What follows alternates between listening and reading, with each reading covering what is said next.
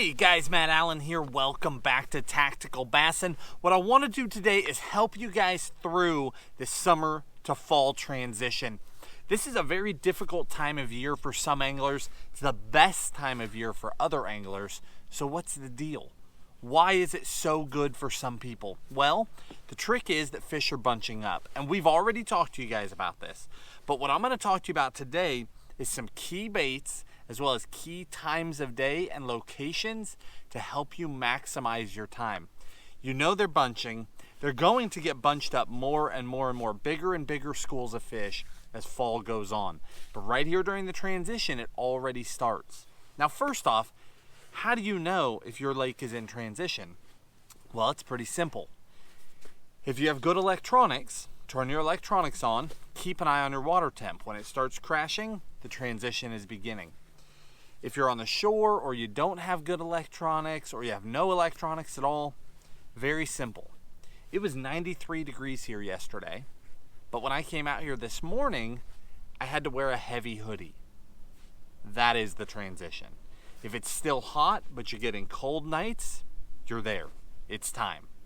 The fish immediately start to make the move when those nights get cool and that water temp starts to drop.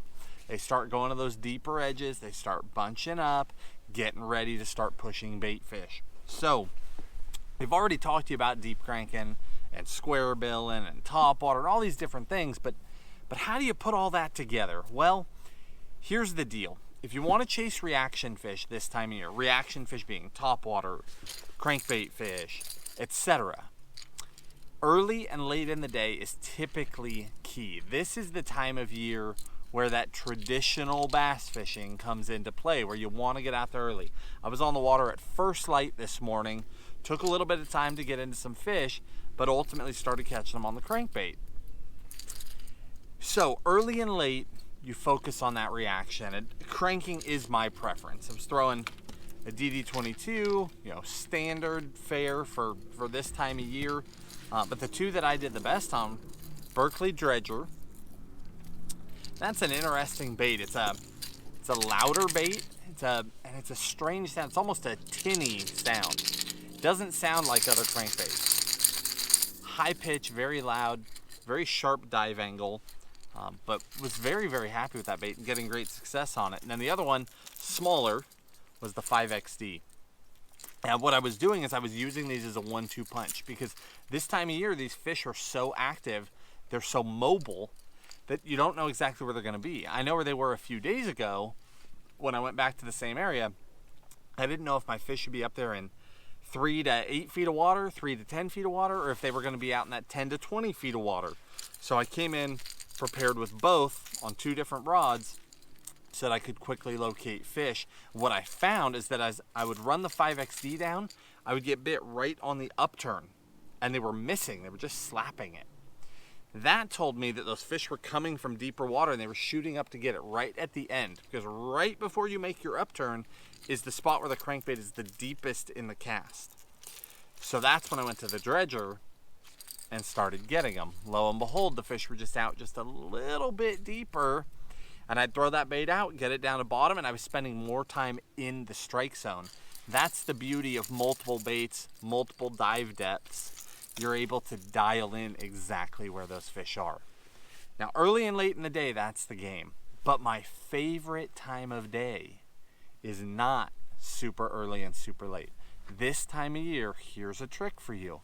My favorite time of day is now. It's about 8:30, 9 o'clock.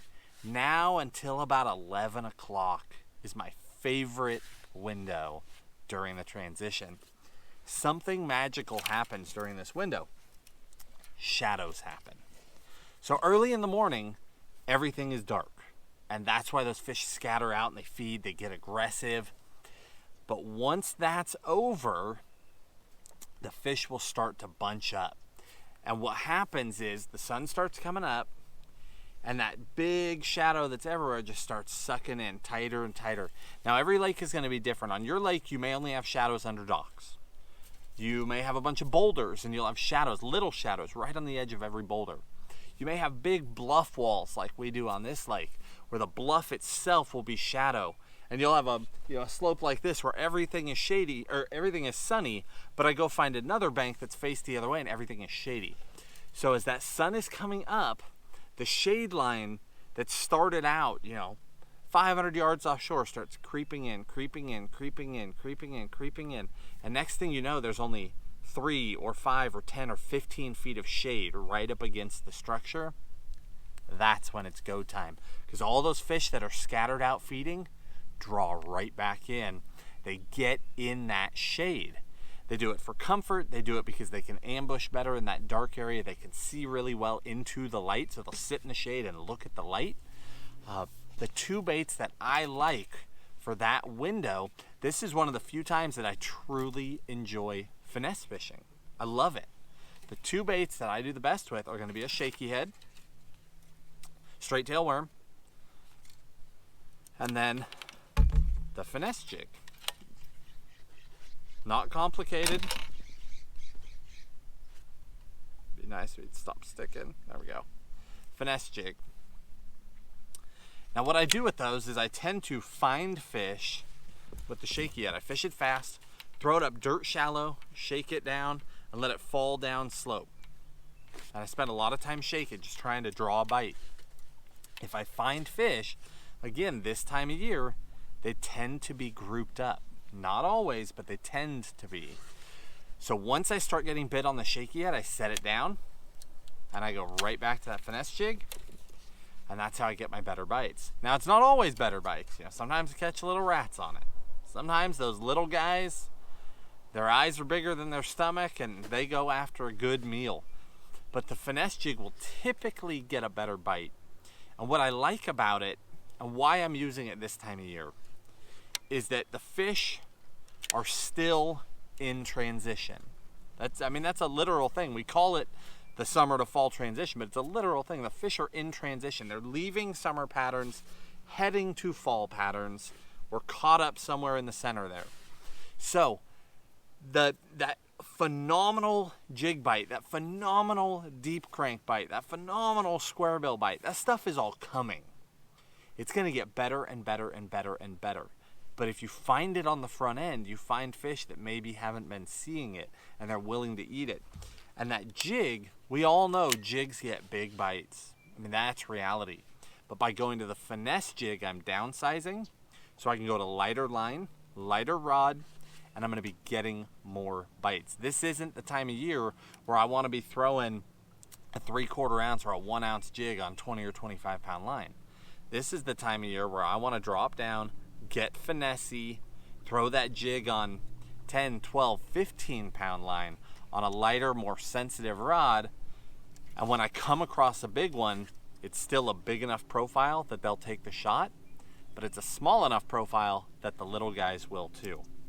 And then again, if I start getting out of the fish, I'm not getting bit on that jig, right back to that worm, get back to shaking. You use the worm to locate the fish. You use the jig to try and catch the biggest fish in the bunch.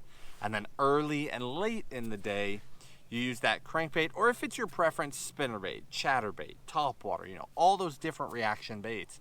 But this time of year, personal preference, I love that crankbait. Guys, I'll link down in the video description, I'll link all the gear that I'm talking about and the colors that we're using. So it's not hard for you to find this stuff, but you can catch them during this transition and you can do really, really well. The weights tend not to be as big as they're going to be in the fall. Tournament weights, if you watch the tournaments, they're a little smaller now. A month from now, they're going to be bigger, but that doesn't mean that you can't just be stacking fish right now and catching a true giant. You're probably not going to catch 5 of them, but you can absolutely catch one during this time period when everybody else is struggling or giving up or doing something different because they don't even know where the fish are. You can be out there seeing success, having a blast, enjoying your time on the water. I hope that helps you guys. If it does, hit that like button. Subscribe to the channel if you haven't already. We do brand new videos for you Monday, Wednesday, and Friday. And if you've noticed, we started throwing in bonus videos too. Monday, Wednesday, and Friday, that is teaching and education. The bonus videos, you don't ever know what you're going to get. It could be something random. It could be a story. We don't know. But Monday, Wednesday, Friday, consistent. hit that like button, subscribe to the channel, turn on those notifications. We'll talk to you soon.